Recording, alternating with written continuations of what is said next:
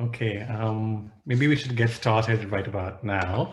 Welcome everyone, and thank you for joining this question and answer session to the lecture, Amitav Ghosh's lecture, Beyond the End of the World, Human and Non-Human After the Collapse of Civilization. My name is Nikhil Anand. I'm an associate professor of anthropology here at Penn, and also the topic director for the Penn program in environmental humanities topic on the elements this year. I'm joined by my co-moderator and co-host, director of Penn program in environmental humanities, Bethany Wiggin, and together we welcome you, and Amitav Ghosh, to our session today. This year's PPEH topic on the elements explored what it might mean to think of the elements again, as the biosphere, lithosphere, and atmosphere have been collapsing under the accreted waste of the Anthropocene. How might we think and reconsider the elements as vital, alive, and made with human history? We've been pleased to host Dr. Ghosh's lecture, honored actually, as part of this series, which so resonated with the topic, and also as a keynote speaker for the Climate Sensing Conference that at PPEH that many of you have been participating in virtually over the last many days. By now, I trust you have watched Dr. Ghosh's really wonderful and really provocative and stimulating keynote address. And having introduced him there, I won't spend too much time introducing him here. An acclaimed novelist and writer, Dr. Ghosh has recently written about the limits of the novel, born in settler colonial histories, to represent and narrate climate change. A limitation, as you heard, has him thinking and practicing other modes of storytelling about the vital living planet and the human projects in it. And we look forward to discussing this in the question and answer session. For now, before we jump in, just a couple of logistical matters in terms of how we might proceed. This is a recorded session, and by participating, you're consenting to being recorded. It is also a moderated discussion. So to facilitate the moderation and the discussion, please keep your microphones muted unless you are called upon by Bethany or me to ask a question or make a comment. You can participate in the discussion by posting your questions already or as we talk in the chat function. And Bethany and I can then curate or ask some of you to have a chance to ask your question. We have a whole hour for discussion, which is kind of rare and wonderful. And so we look forward to your participation. In the event of connectivity issues, please turn off your video feed using the button in the bottom left-hand corner of the screen. And as we all get used to the grammar and language of this new normal medium that is Zoom, just a short note on the ethics of conviviality in this new medium. And I adapt this from the Society for Cultural Anthropology conference that is also taking place right now online. We imagine this session as a community committed not only to intellectual work, but also to an ethics of conviviality. We expect those who create, participate, and sustain this conversation to treat one another with respect, dignity, kindness, and consideration. Disagreement and debate, as always, is fine when done in the spirit of engagement, but not antagonism. Harassment, bigotry, disrespect will not be tolerated here, nor any threatening speech or content. While virtual spaces have and sometimes do deliver on the promise of bringing us together, they can also create distance and illusions of non-accountability. So we look forward to experimenting with this medium together, to your generous and generative participation in this engagement. And now we can move on to the questions. To get us going, perhaps, Bethany, I wonder if you might start us off with a question, and then we can take others from the group. Absolutely, and thank you, Nikhil, for letting me ask the first question. Thank you so much, Dr. Ghosh, for the wonderful pre-recorded talk, and thanks to everyone for being here. I did want to just add one additional logistical piece of information, which is especially for the other presenters in the climate sensing and data storytelling convening, which is to please comment in the comments section, underneath each pre-recorded lecture. I added many comments this morning, and I hope that others will also follow suit. Those comments will also be the basis of our live discussion tomorrow. So thank you for doing that very vital piece of dialogue. It's such a pleasure to get to ask this question. I am like such a geek and love reading realist novels, and so have been a great reader of yours for many years now, including this winter. Of course, I tucked up with Gun Island, which I just really very much enjoyed, and enjoyed watching how you're pushing realist conventions there, I think, in really interesting ways. I wanted to bring Gun Island into dialogue with your pre-recorded lecture, and particularly thinking with the video documentation that you offered us so generously of the Bon Bibi Puja. It's such a wonderfully syncretic and hybrid formation. And with the Bon Bibi Puja in mind, I wanted to come to a passage in Gun Island, which I just love. I'm going to drop the quote that I'm referring to into the chat box in just a minute, but it's from the middle of the novel, where an Italian scholar and the protagonist's sort of mentor, I think, Cinta, she's talking with the protagonist, and he's an antiquarian book dealer who quite interestingly splits his time between Brooklyn and Mumbai. And she asks him, and this is the quote, she says, "Haven't you heard it said that what makes us human, what separates us from animals, is the faculty of storytelling?" And then she continues and she sort of like flips the question on its head, and she says, "But what if the faculty of storytelling were not specifically human, but rather the last vestige of our animal selves, a vestige left over from a time before language? Why else is it that only in stories do animals speak? It is only through stories that the universe can speak to us, and if we don't learn to listen, you may be sure that we will be punished for it."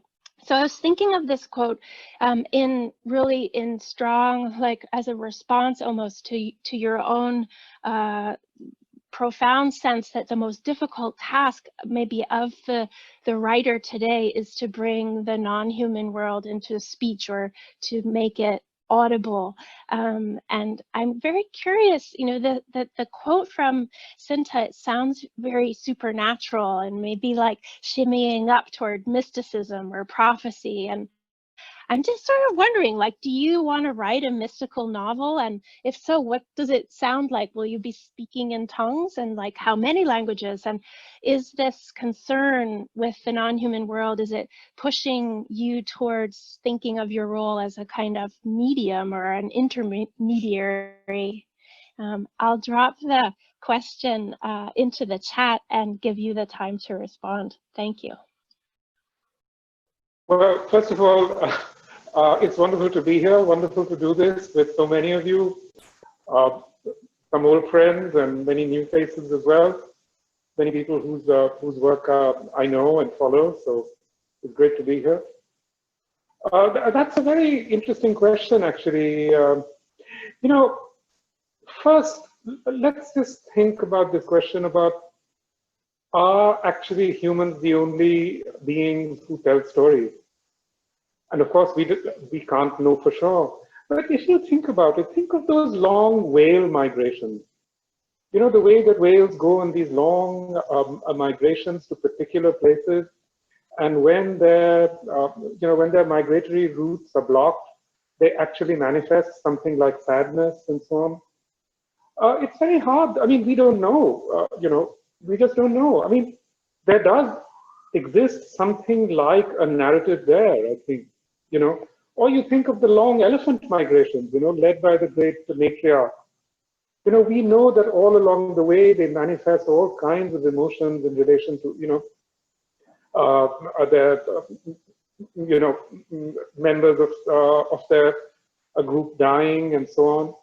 So, you know, I think especially in relation to space, It's very likely, it seems to me, that animals have some way of relating to topography, you know, in a way that's probably kin or analogous to narrative amongst humans, you know.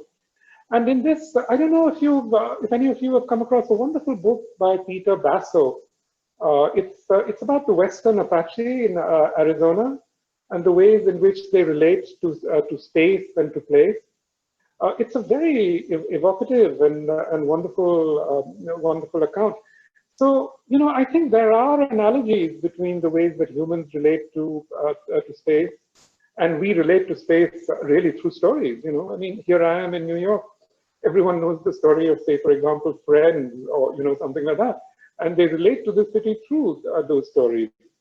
So, in the same way, I think you know, our relationship with topography, in some way, is some lingering aspect of our animality, if you like. You know, it's not something that we maybe talk about or that can be talked about. Secondly, you know, the question of whether we are going to give voice to animals, whether we need a mysticism. Let me say straight away that I think that very question becomes problematic, because what is mysticism? Now, you know, we do know that there are many human beings who feel that they can communicate with animals. I mean, in that little video that I showed, the person who's speaking to me at the end, he's actually a tiger shaman. He's known as, they're called baules in the Sundarban. And they do have the sense that they can communicate with animals. And, you know, it's not always friendly communication, because it's always said that the baule will in the end be killed by a tiger. You know, so we know that throughout human societies, human history, some people have existed who feel that they can communicate, not just with animals, with glaciers. There's a wonderful book, what's it called? Can glaciers speak, or do you listen to glaciers, or whatever? So we do know that the Northwest Indians felt that they could communicate with, you know, non-human entities. So, you know, we always dismiss these claims. I mean, these claims are not sort of acceptable within the sort of boundaries of the university, if you like. Why? Because these, they can't be maybe rigorously tested, they can't be repeated at will, they're not open to experimental conditions. And yet we know that, that there are these people. Now, you know, to me, I know for a fact that there are dog trainers and horse trainers who, in some sense, have a closer rapport with animals than I ever will. So it doesn't seem to me absolutely impossible that, you know, the old lady who says that she can speak to her cat, you know, as Isabel Stenger has so brilliantly argued in a series of articles and so on. Is it always impossible? I do know for a fact that I know of an old lady who has a cat, and, you know, she can make the cat do what she wants. Once in pouring rain, you know, her whole family challenged her and said, "Can you make your cat go out into the rain?" And she did. You know?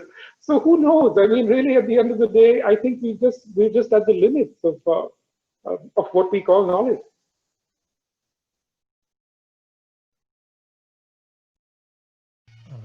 Thank you. Thanks, Amitav, for that thoughtful response. I guess the next question we have is by Satyanshu Sapra. Would you like to ask your question?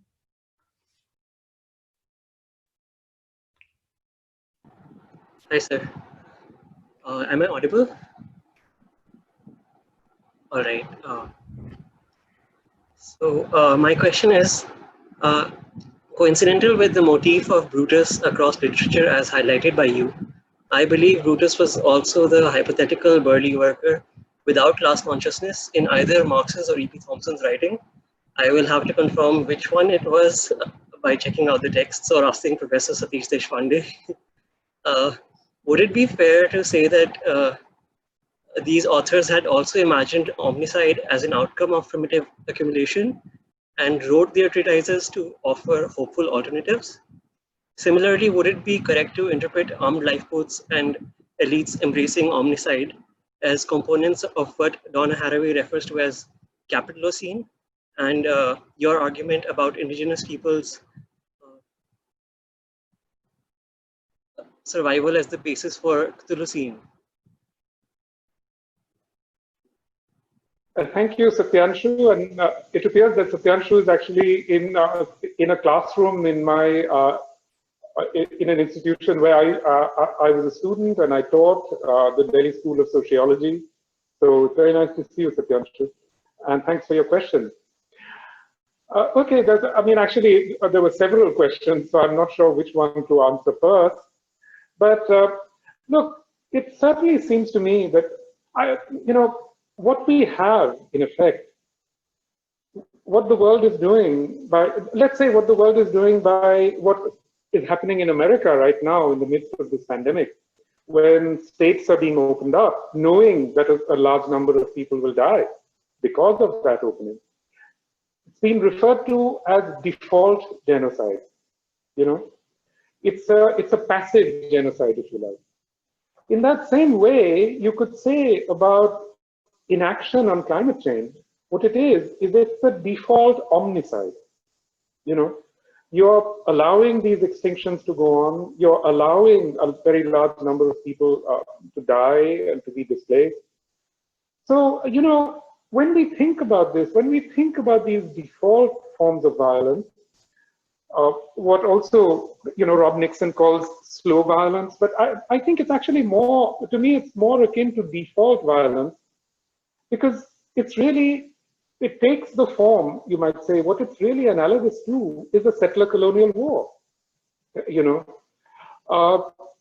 We know really from so many accounts that what actually happened with Native Americans very often didn't have to do with sort of direct violence or shooting and weaponry.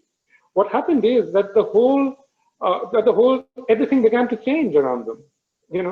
De Tocqueville actually has a very interesting chapter on what was happening to Native Americans, and he said, when a single European house is established in a neighborhood, all the animals leave. And once the animals leave, the Native Americans can't coexist. They can't exist anymore. They're driven to starvation. So, the idea that this form of violence that's often called the Anthropocene and so on, that this form of violence which has been unleashed upon us by changes in the environment, the idea that this is completely new is to me inaccurate, because in fact we do know that Alfred Crosby, the great ecological historian, made the argument that the process of settling the Americas was a process of completely transforming the environment, of transforming them into neo-Europes, as he calls them. All the New World continents were essentially turned into neo-Europe. And that essentially meant as well weaponizing the environment. And in effect, I think that's what we are seeing again. There's a question by W. Bilderback that we can circle back to in a minute, but the question that April Anson has actually follows very nicely the point you're making right now, Amitav. April, might you ask your question? Oh gosh, well, hello. I'm so incredibly honored to be here and so lovely to see all your faces. I was reading Gun Island at Thanksgiving with some family who had the Nation article by Arundhati Roy on the table. So a lot of my reading of Gun Island was filtered through that article. And it really crystallized a kind of complex question for me, which is just how you think about returning and amplifying mythic traditions, especially Hindu mythology, in the context of the kind of operationalizing of Hindu nationalism for the Modi regime, and then how that relates to the transnationality of settler colonial capitalism that you're talking about.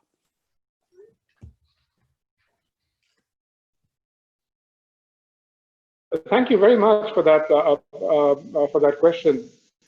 Obviously, there is a sense in which one has to be really resistant to the ways in which various kinds of right-wingers are trying to weaponize Hindu mythology and so on and so forth. But at the same time, I don't think that that can be allowed to actually shut us off from what the past actually has to offer. Because their versions of what might be called a mythology are actually complete distortions very often, And I think, we can't just throw out this enormous body of knowledge and wisdom and, narrative simply because it comes to be, it's fruit of the bad tree, so to speak, In any case, for example, the story that's at the heart of Gun Island, Chand Saudagar, the story of Chand Saudagar, it far predates Hinduism. It's actually a story that's completely indigenous to Eastern India. It ranges across Assam and Bangladesh, and actually the stories, the films that have been made of Chand Saudagar are all made in Bangladesh, or at least 2 or 3 of them are made in Bangladesh, and they're acted by Muslim actors. So I think the rootedness of this story in the soil of Eastern India is something that goes far, far beyond just something that we could call Hinduism. In the same way, the story of Bon Bibi, you saw yesterday, you've seen in the video of my talk, how completely interpenetrated these cultures are. And we have to remember really that it's not just Hinduism that is withdrawing from these hybrid traditions, it's also Islam. The Bon Bibi tradition is being suppressed, in effect, by both sides, by Orthodox Muslims and Orthodox Hindus. So I think in a way we do have to cling to these older traditions because they allow a kind of mutual intelligibility and hybridity. I don't think they can all be thrown into the same basket and all be condemned as the fruit of the bad seed, as it were.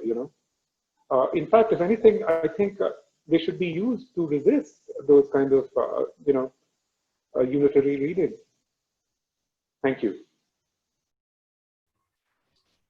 Deb, Thomas, would you like to ask your question? Hi, Deb. Sure. Hi, everybody. It's good to see so many people in one place. I feel like this hasn't happened in a long time. Dr. Ghosh, thank you so much for the talk. I really, really enjoyed it. It touches on so many issues that are obviously of interest to this whole community, but that I think about also a lot in relation to the space I consider to be mine, the one that I know best, which is the Anglophone Caribbean. And so I loved where you went at the end, that in order to reconstitute a possible vision for the future that is not apocalyptic, we must look again at these kind of pre-imperial mythic structures, etc. And this often comes up in conversations that I have with colleagues from South Asia or from Africa, because there is a known and textually grounded set of understandings, forms of sociality that predate imperialism and predate European imperialism and even predate the kind of trade along the western coast, particularly of Africa. And there really is not that for an Anglophone, particularly Anglophone Caribbean context, or there's very, very little, as most of the indigenous populations were forcibly disappeared. So I'm wondering what other forms of unmodern, pre-modern, pre-imperial language being we might be able to draw from in those contexts where there isn't access really to that kind of pre-Western dominant modality of thinking. And it struck me with that your edition of your film was another kind of gesture towards a different kind of communication, a different kind of sociality. Certainly it's something that I'm interested in my own work as sort of multimodal forms of scholarship, et cetera. But I wondered if you could say more about the recovery or generation of a non-imperial, non-Western self-language, relationship to others, relationship to nature that isn't rooted in a kind of a known pre-imperial, pre-Western history or set of practices. Thank you.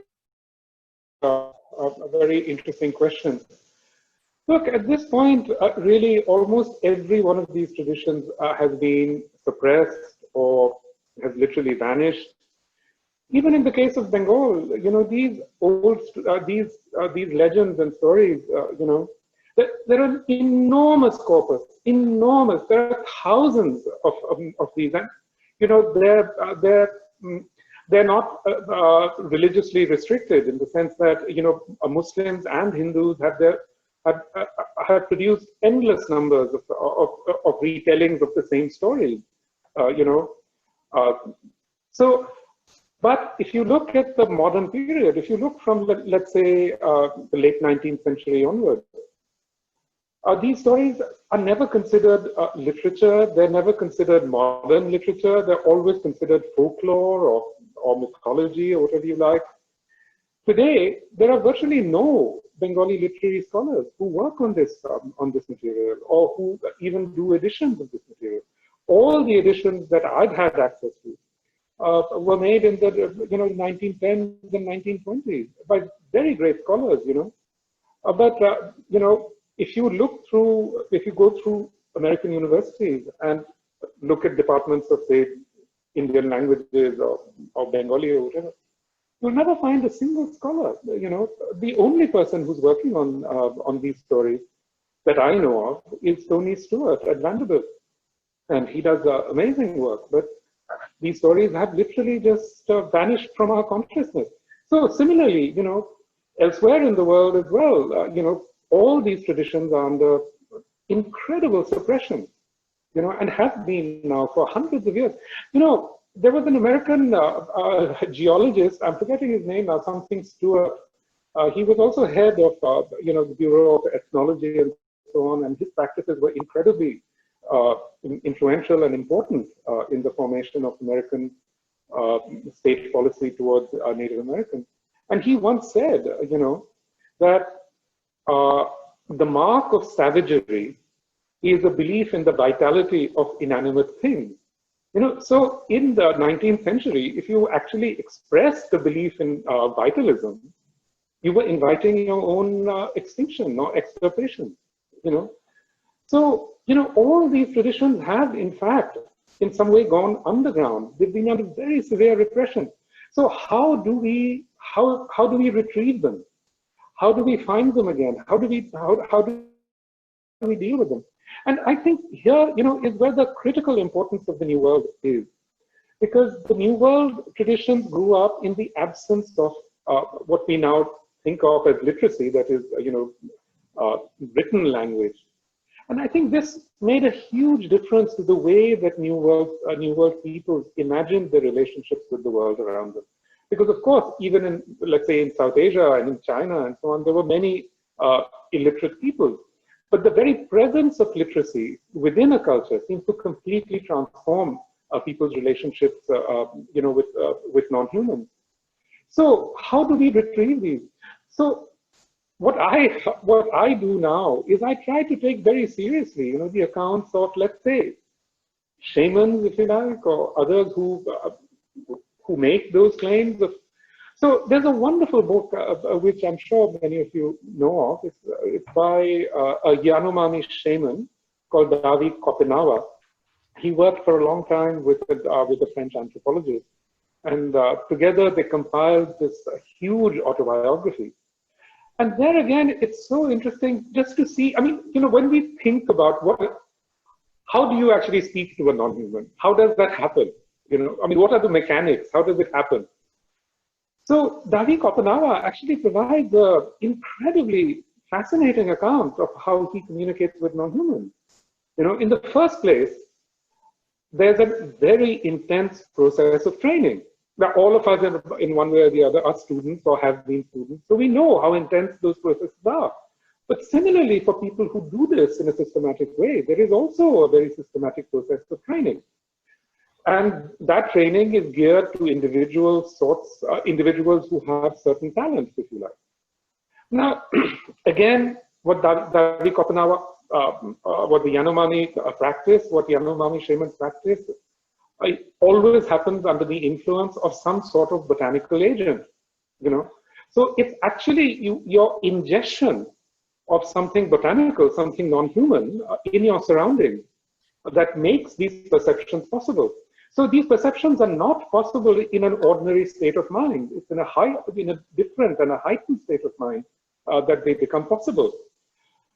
Thirdly, what's so interesting, of course, is that, you know, the animals that he sees don't appear in their animal form. They appear in a third-person form as glittering spirits. You know, he seems to see these animals that he's communicating with like glittering forms riding on kind of a surfboard. I mean, that's the only analogy I can think of. So the communication never happens directly with the creature. It happens through a mediated form of the creature or a mediated form of the forest. We see this also in Viveros de Castro's work, you know. So it's a very interesting thing that if you think about it, though, how similar in a way it is, these traditions are around the world. Because similarly, you know, for Bengalis, dealing with, communicating with snakes never happened directly. It happened through intermediary. And that intermediary was Monasha Devi, the goddess of snakes.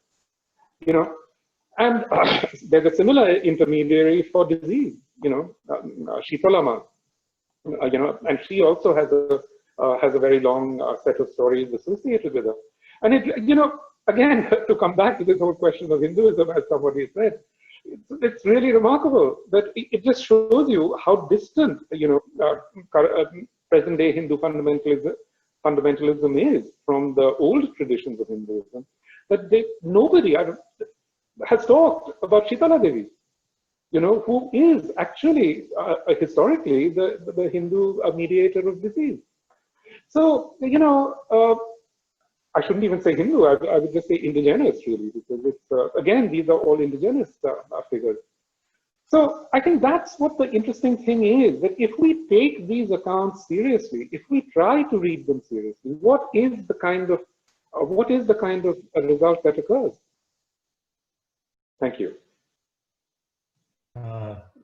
Thanks, Amitav. Actually, I have a question that follows quite nicely on this one, I think. So I'll just use my prerogative and throw it in there. And this like returns to your talk when you're thinking about this long history of post-Enlightenment thinkers longing for an escape from the world to achieve transcendence of spirit.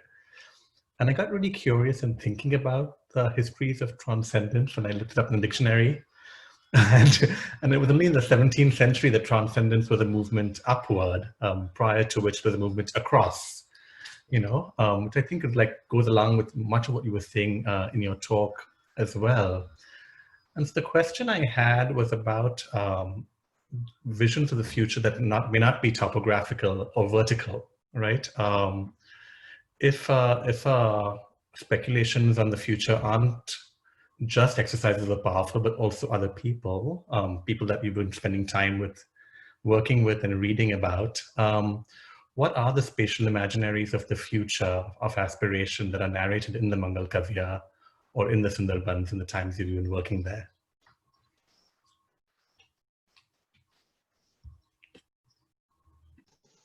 I should say straight away that, you know, these traditions also exist in the West.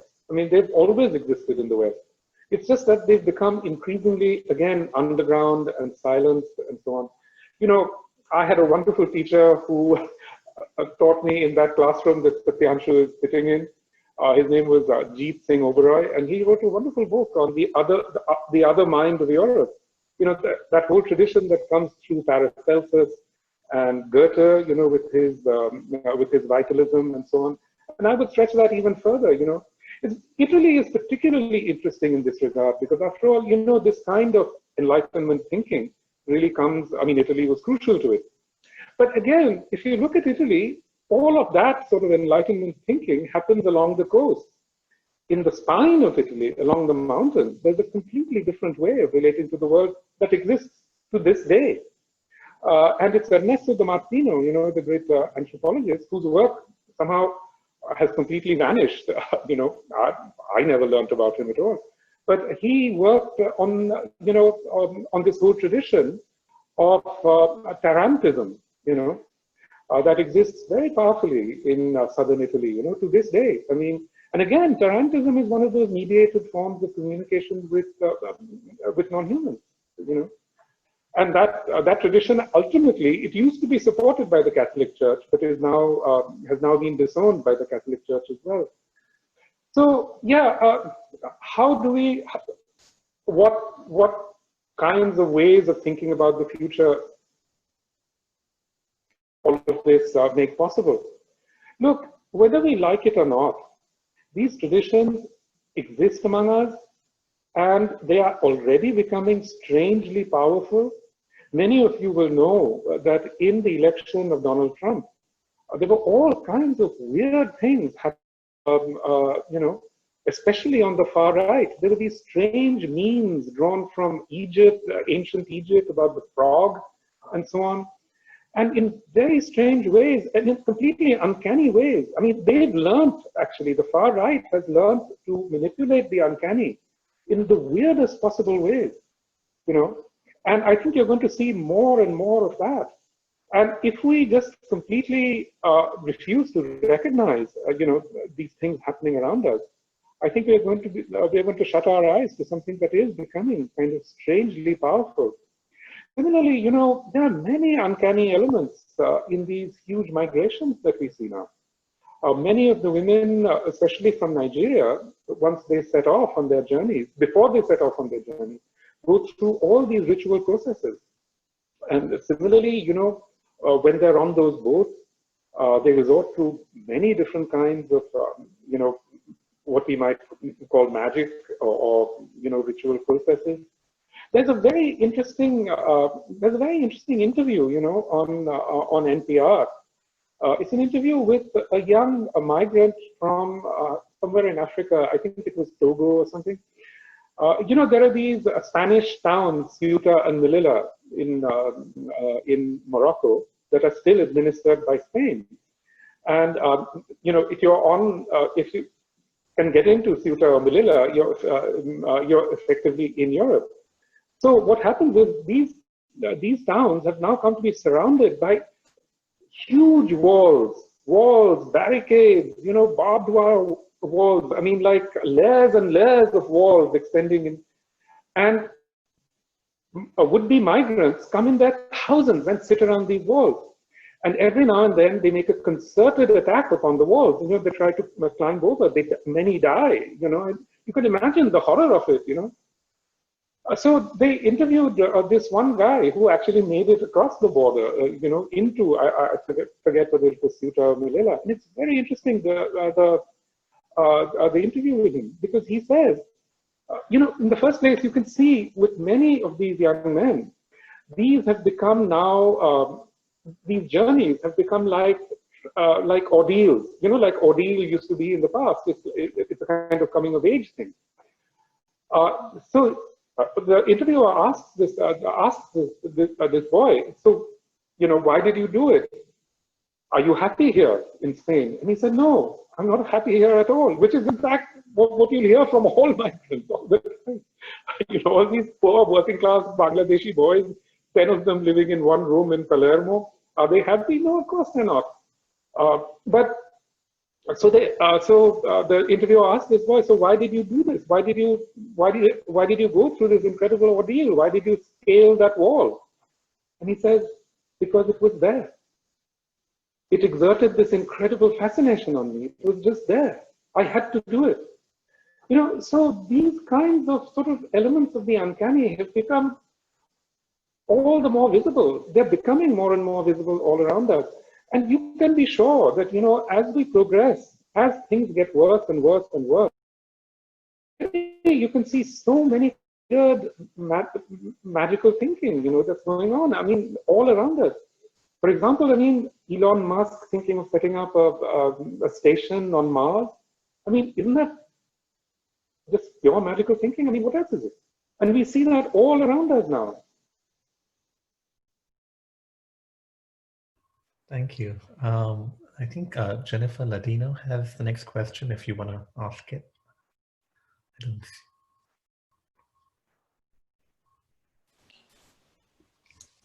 Hi, everyone. Thank you. And I want to make sure we return to the above because I wanted to hear W. Bilderback's question answered as well. But thank you so much for your talk and being here with us today. This is just really provocative and fascinating. I'm asking a question about emotions and apocalypse, partly because I'm getting ready to teach a course on apocalyptic fiction and film in the fall. And so I'm curious to hear some thoughts about this. I really appreciated in your talk the way you pointed out some of the problems with end of worldism and reminded us that this Western tradition has no hold on some people's imaginations, including yours. And you also mentioned in The Great Derangement, speaking of the uncanny, George Marshall's description of climate change as inherently uncanny, and that there's a kind of dreadfulness about that. So I'm really interested in emotions having to do with fear, so dread, anxiety, in this constellation of emotions about the future that the COVID crisis has really ignited for some people, but that many other people have already been feeling about the climate crisis for quite some time. And those same emotions, of course, are at work in apocalyptic narratives, right, in film. And so most scholars I've read from philosophy, psychology, sociology dismiss things like fear and dread as entirely unhelpful. But so many people are feeling these things, right? So, and you could think about Glenn Albrecht's new phrase, global dread, as one example of someone trying to work through that feeling. So I'm curious whether you see potential for these so-called negative emotions in narratives about climate change.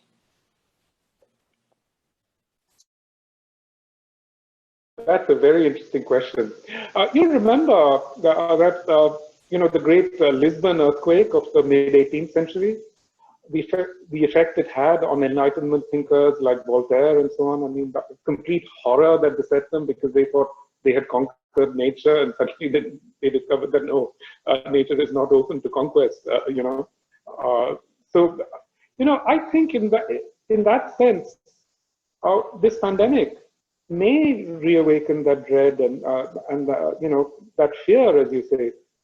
Now, you know, one of the interesting things about, say, the shamans or you know, any person who deals with you know, that kind of those ways of knowing, fear is always at the heart of it. A terrible sort of debilitating fear very often. Have any of you read Black Elk Speaks?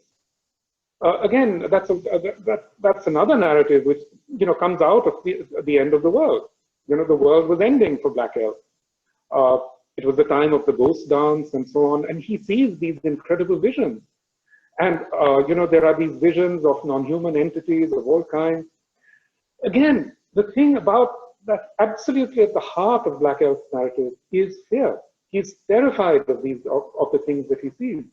Now, you know, that kind of fear is something I understand very well, because I don't know if it was just my family or, you know, other families like mine.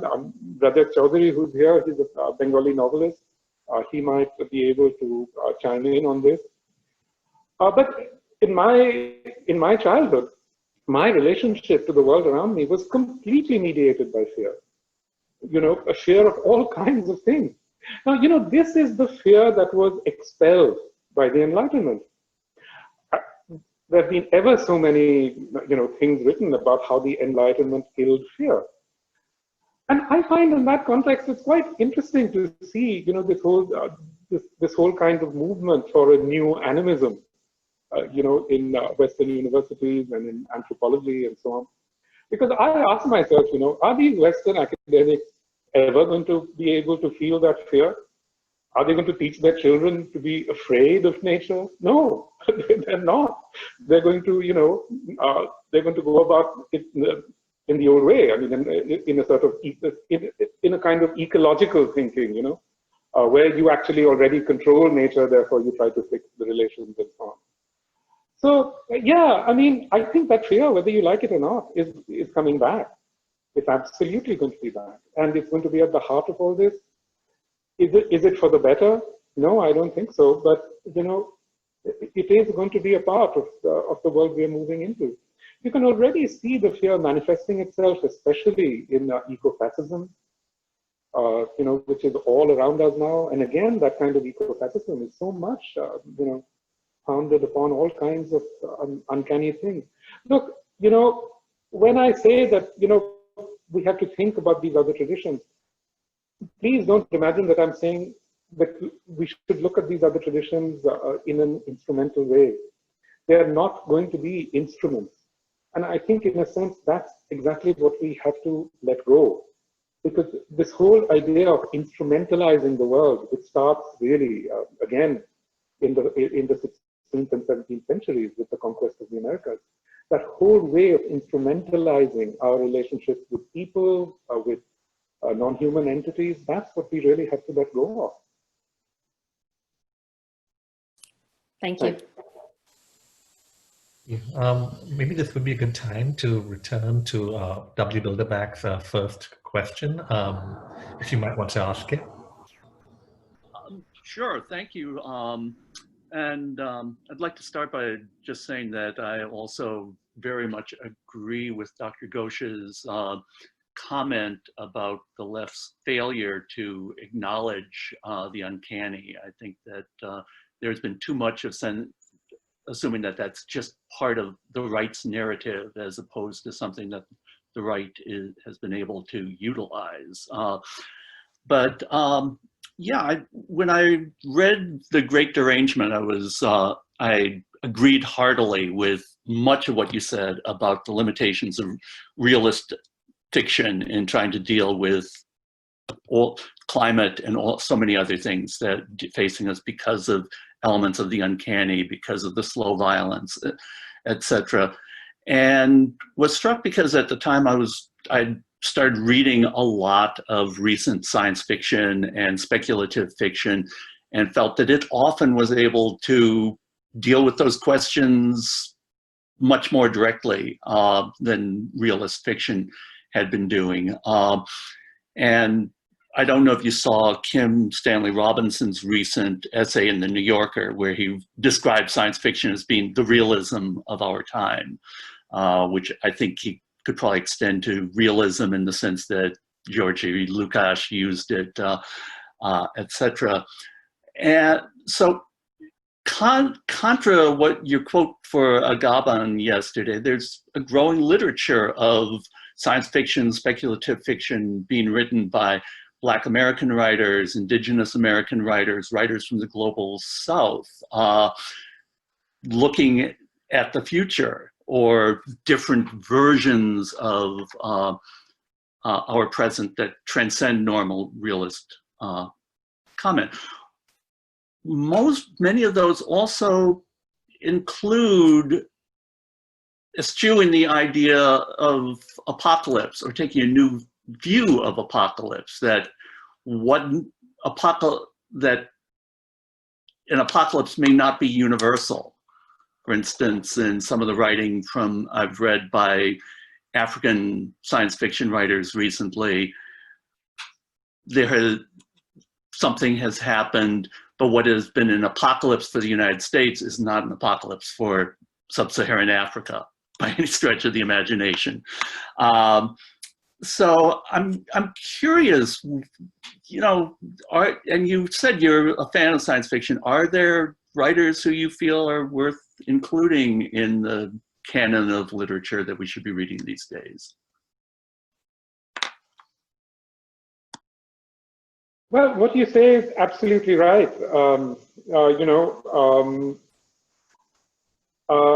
There is a lot of writing about the future coming from Africa. There's that whole sort of Afrofuturism movement. And there's a lot being done in India as well. Rajat Chaudhary here is, writing science fiction about the future and so on. So yes, there is a lot of that going on. But I do feel that, I think that's happening simply because, writers in the non-West now are giving themselves permission, as it were, to speculate about the future, and it's an aspect, again, of the sort of accelerationism and globalization that's, are joining us. And in that sense, I think younger writers are really from, they're from a different generation. They see the world in, for them, globalization has happened in a very profound way, and it's tied them all together. But I also feel that, yes, I think there's a lot of wonderful science fiction and a lot of wonderful, what we might also call, monstrous fiction that's always been out there. My personal favorite, I must say, is a man who's been almost completely forgotten, a writer called Algernon Blackwood. He was English and also Canadian, I think, or settled in Canada or something. Some of his stories are just absolutely wonderful. And, I think he was going to respond. I'd like to hear what he had to say. I think it was a thumbs up, if right? Yes, it was.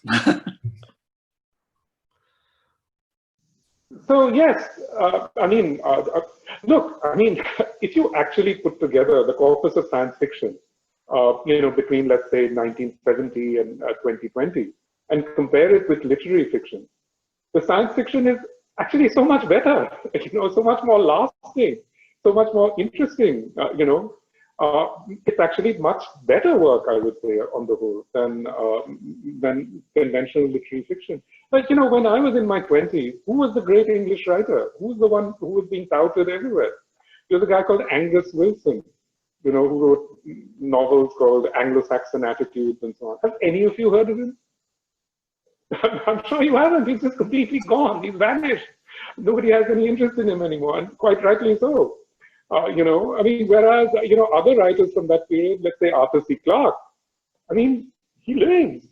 He's great, and I knew him personally. So I think you're absolutely right. I think that body of work is incredibly strong. So what I was trying to do, and perhaps didn't do clearly enough in The Great Derangement, was I was trying to make a critique not so much of the writers as of the literary environment as such, which marginalizes these writers. You all know, I'm sure, how hurtful this was to a writer like Ursula Le Guin. And Ursula Le Guin, she's a great figure. She's inspired so much. Doris Lessing is an even more interesting figure, because all her late work was science fiction. And there's an interesting article on the net when the Swedish Nobel Committee was deliberating about Doris Lessing. They said, "Oh my God, we'd love to give her the Nobel, but we can't because she's doing this science fiction stuff, which is not serious." So, then she wrote that memoir, and once she wrote that memoir, they were delighted. They said, "Oh, now we can give it to her." So actually what I was trying to mount over there is a critique of this marginalization of these other ways of thinking, which actually goes back really to the marginalization of the uncanny, if you like. Thanks, Amitav. We have time for just one question, but maybe if I can ask for two of you to ask your questions before we have to conclude. Just so all of you know, there is also a happy hour at 4 p.m., so 3 hours from now, that I encourage you to join, and where you can, for those of you that don't have a chance to answer your questions, you may have another opportunity to do so at the end, in the happy hour. There was a question about science fiction, I think, that just came in from Erin James, if you might ask that question, and Christina Lyons, if you may ask the question about speculation.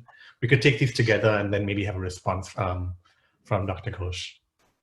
Sure, I'll go first. Hi, everyone, and hi, Dr. Ghosh. Thank you for this your really fantastic talk and this wonderful conversation.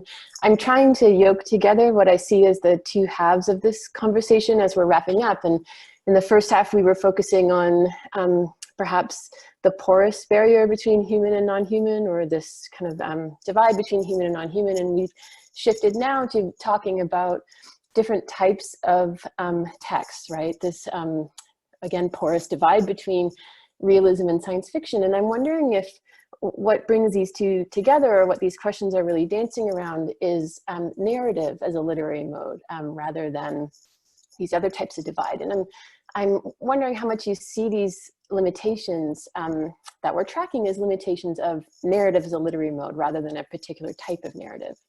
Thanks. Also wanted to reiterate my thanks for the really interesting keynote yesterday, Dr. Ghosh. And my question, I just wanted to hear a little bit more about your thoughts on the power involved in speculation. Yesterday, you warned us about, obviously, the imperial, militarized, patriarchal, geopolitical power involved in this future-oriented thinking and speculation that we can see in different historical analysis and currently. But I was wondering about if you could speak to the possibilities of a kind of humble speculation, or minor forms of speculation, or speculation in lower cases, the way I kind of was thinking about it in my mind when I was listening to you yesterday.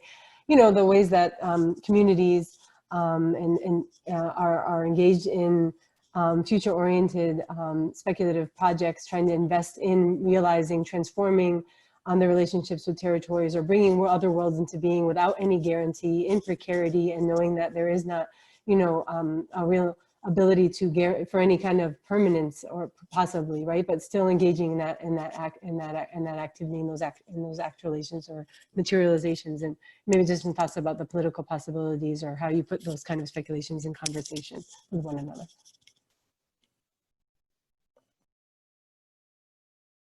Thank you. Very interesting questions. Look, you know, I think one of the things that we have to sort of also let go of right now is making up universal rules, you know. So, yes, I think narrative is very, I mean, narrative is at the heart of this, of course. But, you know, narrative is a kind of performance, and it really depends on the quality of the performance. You know, I can't say that all speculative fiction is good. I mean, some speculative fiction is great, and some is just, you know, just serious. So it really depends on the quality of the performance. That's really what it's about, and that's really the one thing I would say about speculative fiction and you know, many of these kinds of fiction that, you know, have become new genres now. You know, the whole problem with a genre often is that the genre does a lot of the heavy lifting for you. You know, it provides you with a sort of framework, it provides you with certain expectations. So if it's speculative, you know, we almost accept that, you know, there'll be a certain kind of apocalyptic thinking involved in it, and these other things as well. So I would say that that's really an issue for me, because I think at the end of the day, what really matters is if you're paying attention to the text that you're producing. You know, if you're giving it your all, if you're really paying attention to how the sentences and the paragraphs, you know, how they're put together, how they follow each other, it's the quality of the performance at the end of the day. And I don't think it really matters whether it's the genre. Really doesn't matter to me. If it's done well, and if it's you know, if it's an achieved piece of work into which the writer has put everything that they can, then it's good. It doesn't really matter whether it's about ancient Egyptians or about the future, or, you know, or about Mars. It's all in the end about the quality of the performance. Thank you. Thank you so much, Amitav. We're actually out of time, so we might have to conclude our discussion right now. Thank you for everyone else as well for what has been a very generative hour, full of really provocative and stimulating thoughts. I invite all of you to join us again in 3 hours on Zoom. And if you didn't have a chance to ask your question, I do apologize. I was trying to keep up with the scroll as fast as it was going. But we will have time to continue the conversation at the happy hour, at the happier hour of 4 p.m. Thank you very much.